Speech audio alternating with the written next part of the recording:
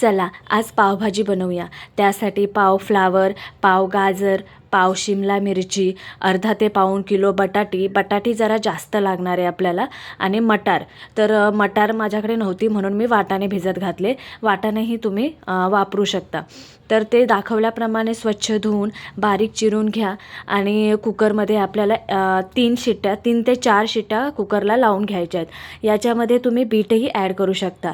तर कुकरमध्ये लावण्या अगोदर त्याच्यामध्ये आपल्याला थोडीशी हळद, मीठ आणि पावभाजी मसाला टाकून मस्त 3 ते 4 शिट्ट्या काढून घ्या कुकरला. छान स्मॅश होते आणि सगळं छान शिजून येतं. तर मीडियम गॅसवर आपल्याला 3 ते 4 शिट्ट्या काढून घ्यायच्या आहेत. आता आलं लसूण पेस्ट काढून घ्यायचं आहे आणि त्यासाठी मी 2 इंच आल्याचा तुकडा आणि 5-6 लसणाच्या पाकळ्या, आणि याच्यामध्ये मी मिरची ॲड केलं नाही कारण तिखट जास्त झालं की मुलं खात नाहीत म्हणून मिरची ॲड केली नाही आहे.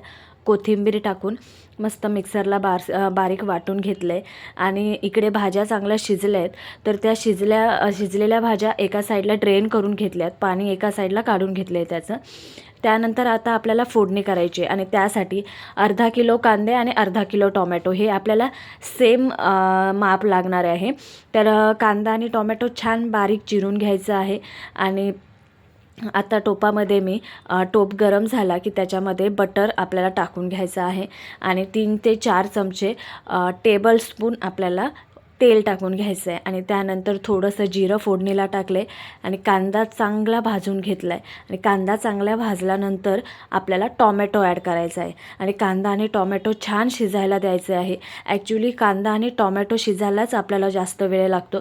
तर हे चांगलं मंद आचेवर तुम्ही 10 मिनटं तरी ते चांगलं शिजू द्या.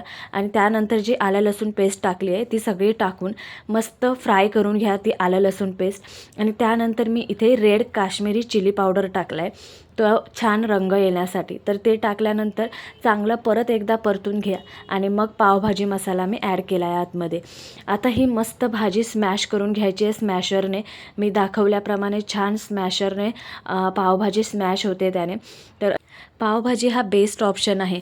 सगळ्या भाज्या आपल्या पोटात जातात, त्यामुळे खूप हेल्दी आहे आणि पटकन होणार आहे. जास्त वेळ लागत नाही, 1 तासामध्ये होऊन जाते पावभाजी.